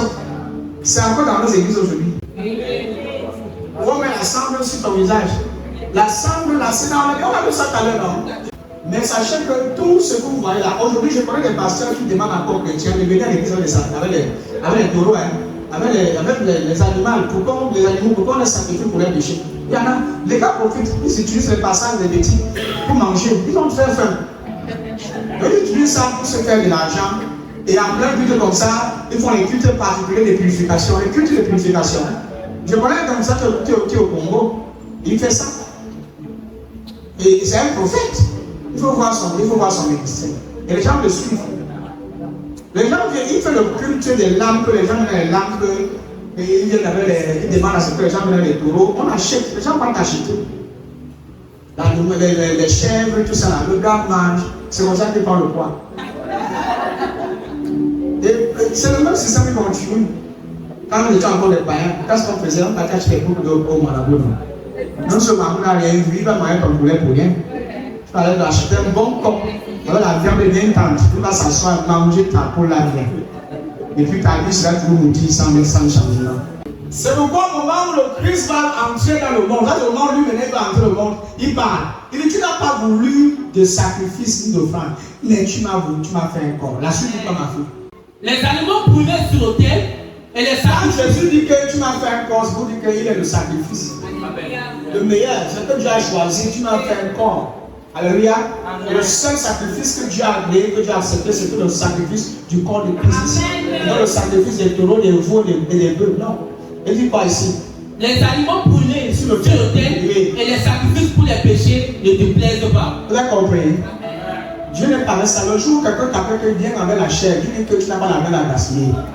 Comment tu peux préparer ça? Tu les lèves encore le temps, tu les mets aux idées manger. Yes. Les animaux brûlés sur l'autel et les sacrifices pour les péchés ne te plaisent pas. Vas-y la suite. Alors je t'ai dit, me voici, je vais faire ce que tu veux. C'est ce qui est écrit à mon sujet dans le livre saint. Jésus, on n'a pas forcé. Voilà maintenant. C'est pas comme si Dieu s'est fâché avec le fils. Il faut que tu avances la terre, tu dois bouger là. Vas-y vite. Non. C'est pas comme si le Père l'a obligé de descendre sur la terre. Non, Christ est venu volontairement s'offrir. Il s'est offert volontairement au Père comme un sacrifice pour sauver les humains. Il parle, quand il parle, comprenez donc que son but était d'honorer la parole de son Père. Amen. Accomplir la parole de son Père. Alors il était dit, me voici. Il dit comme ça à son Père, me voici, je viens faire ce que tu veux. C'est ce qui est écrit à mon sujet dans le livre, c'est la suite comme ma fille. Courons un peu. Le Christ dit d'abord, tu n'as pas voulu de sacrifice ni d'offrande, ni d'animaux brûlés sur l'autel, ni de sacrifices pour les péchés. Il ne te plaise pas. Et pourtant, la loi demande qu'on offre tous ces sacrifices. Voilà, la suivante. Le Christ dit ensuite, me voici, je vais faire ce que tu veux. Le Christ supprime les anciens sacrifices et les remplace par le sien. Nous l'avons compris encore. Le Christ supprime les anciens sacrifices, il les remplace par le sien. Le sacrifice que Dieu a pris maintenant, c'est le sacrifice de Christ. Il y a plein d'autres sacrifices qui comptent aux yeux de Dieu en dehors du sacrifice de son propre Fils. Donc il n'y a aucun sacrifice que tu peux présenter à Dieu en dehors de celle de Christ. Dieu va accepter, ça n'existe pas. Tu perds juste ton temps. Pas là où tu veux. Tant que tu ne t'identifies pas au sacrifice de Jésus-Christ, tu n'obtiendras rien de Dieu. Là, la porte d'entrée. La suite du corps a fait. Jésus-Christ a fait ce que Dieu voulait. Voilà. Il a offert son corps une fois pour toutes. Et nous sommes alors libérés du péché. Nous sommes libérés du péché pour un temps ou bien c'est pour toujours. Pour toujours.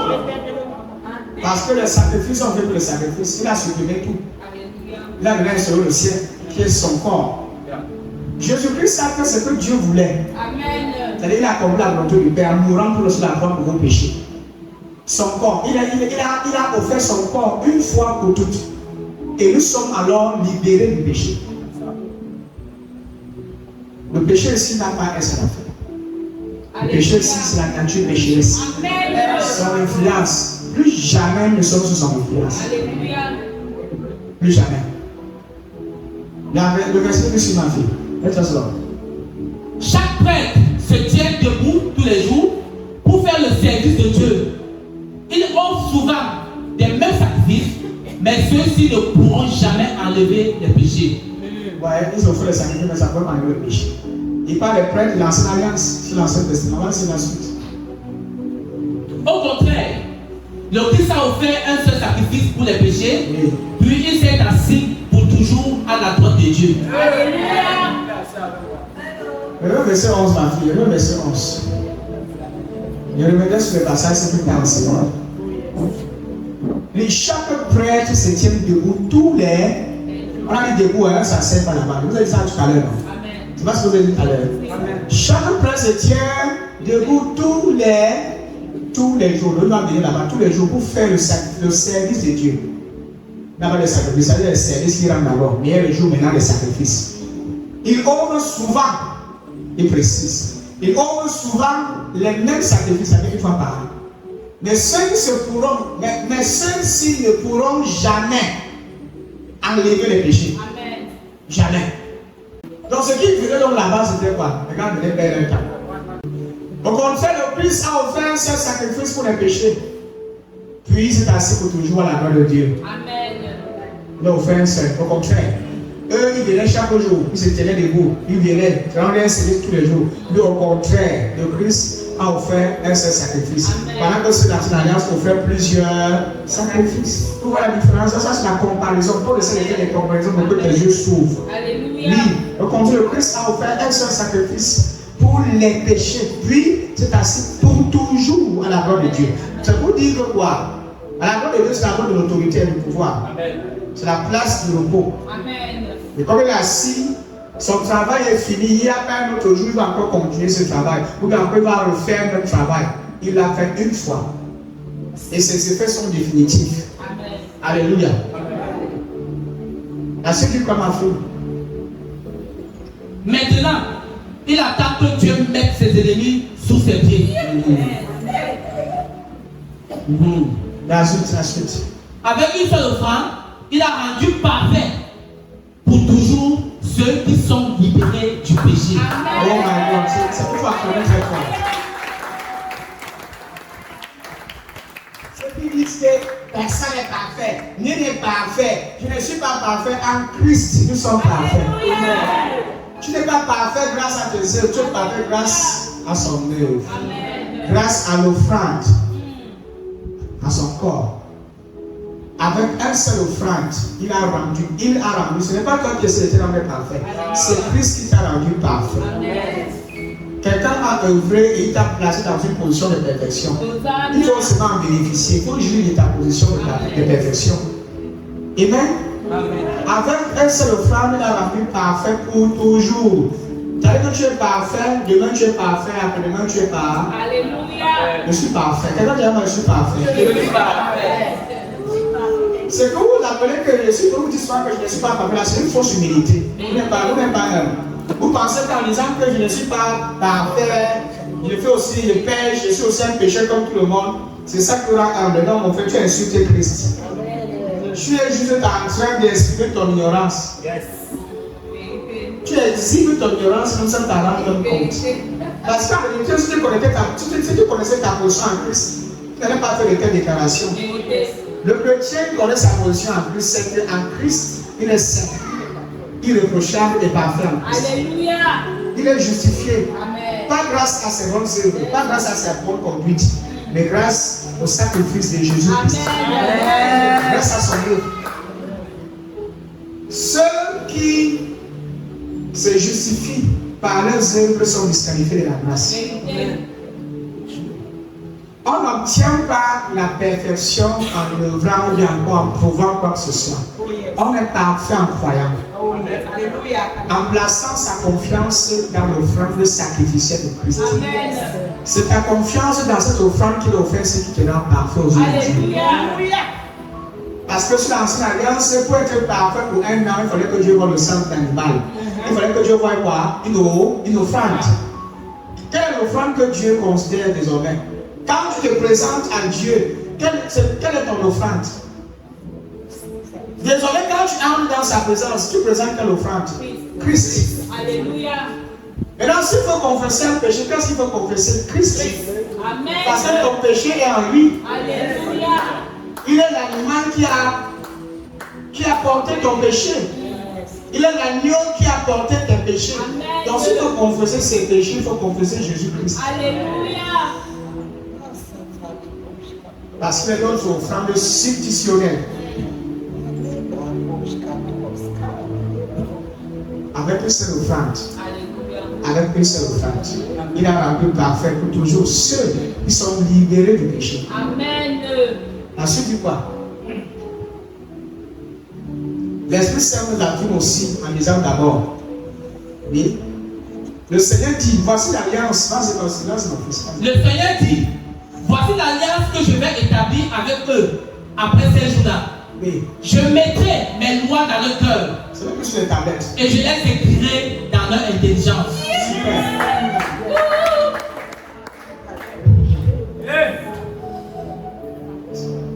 Maintenant, nous ne vivons plus par la lettre, ni par la loi de Moïse.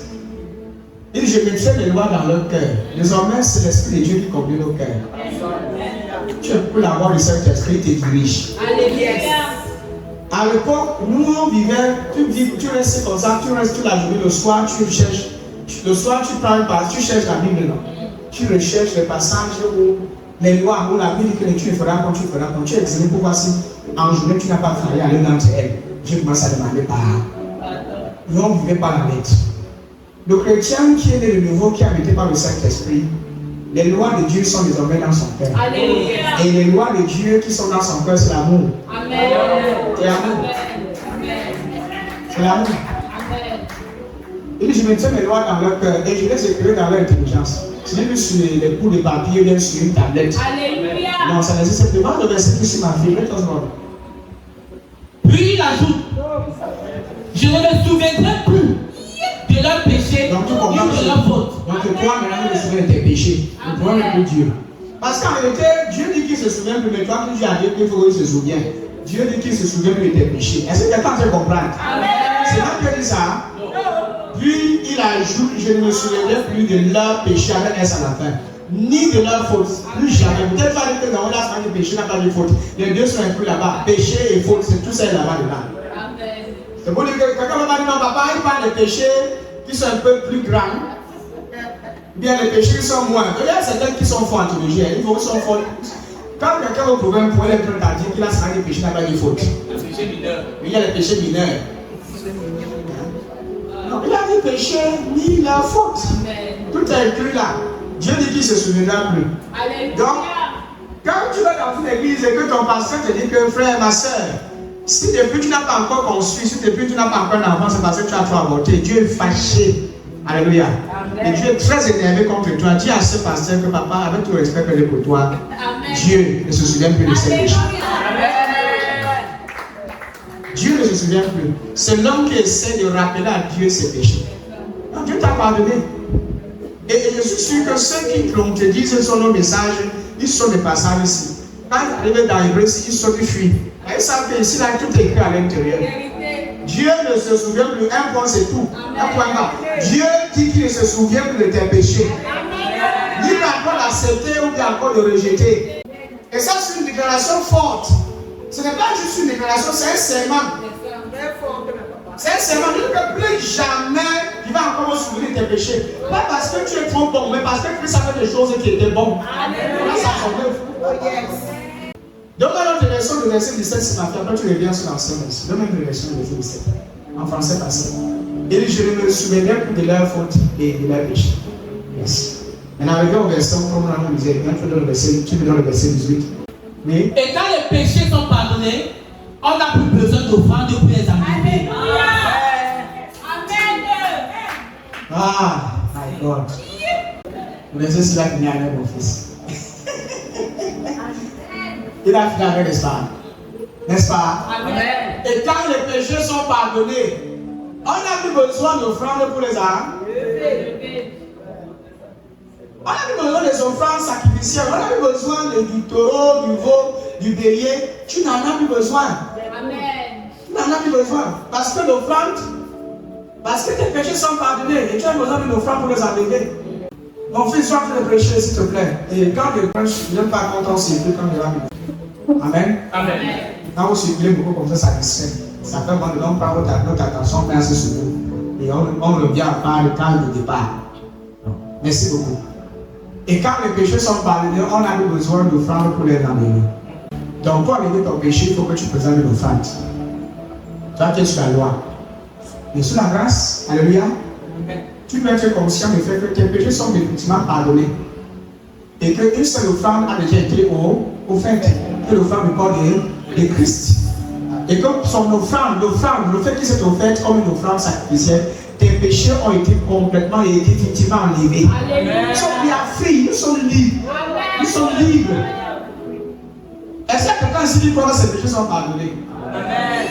Donc si tes péchés donc sont pardonnés, ça donc tu n'as plus besoin d'offrir une offrande à Dieu pour tes péchés.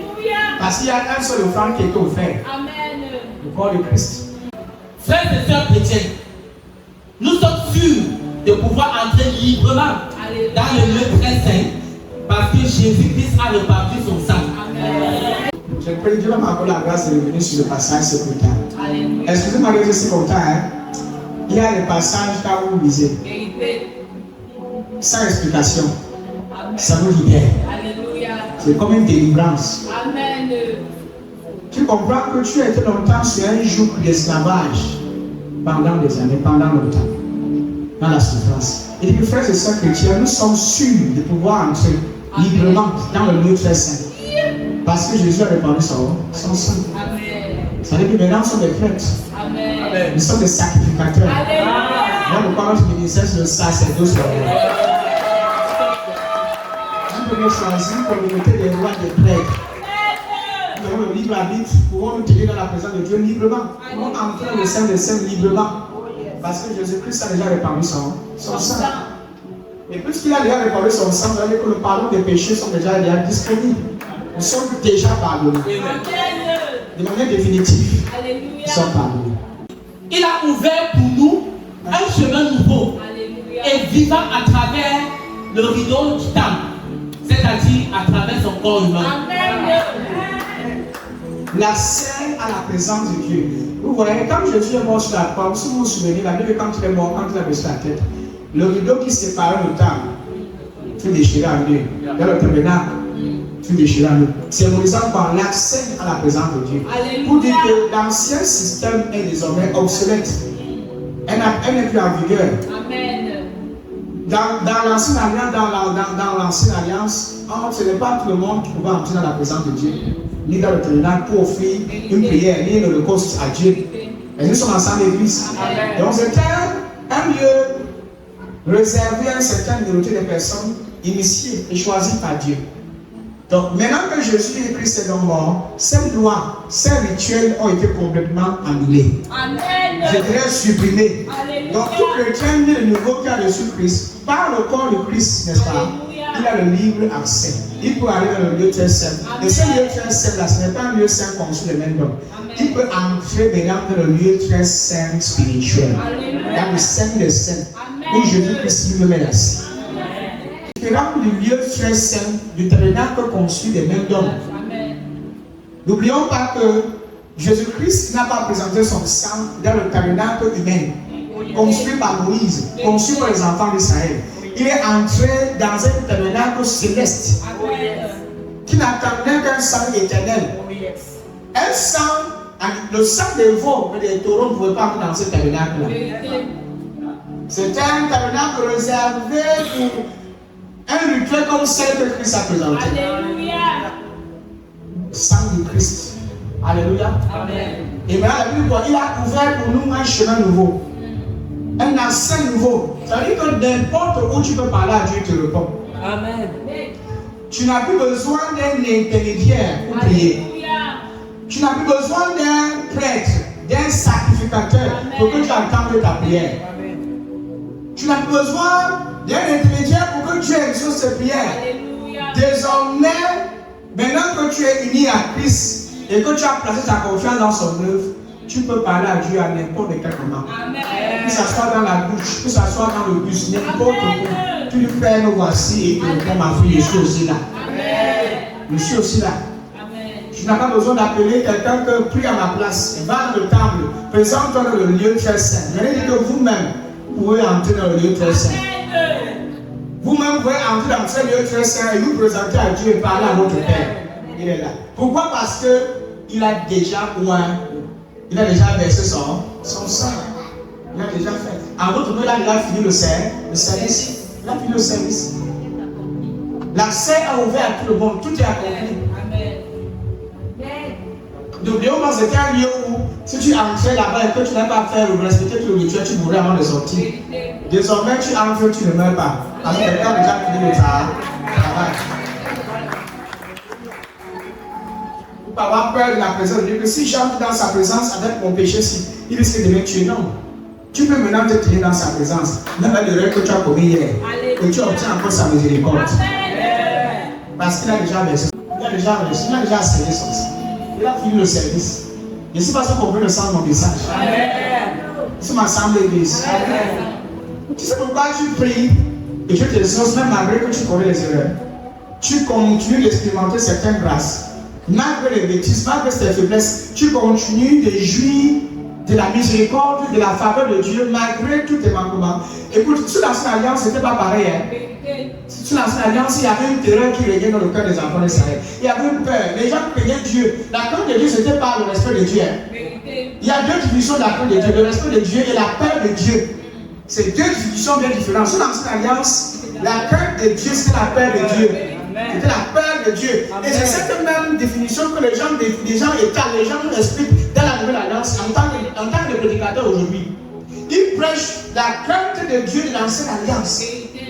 Sous l'ancienne alliance, il n'y avait pas de péché que tu ne punissais pas. Tu pêches, tu n'échappes pas. Tu ne peux pas échapper. Ça va te le trouver. Yes.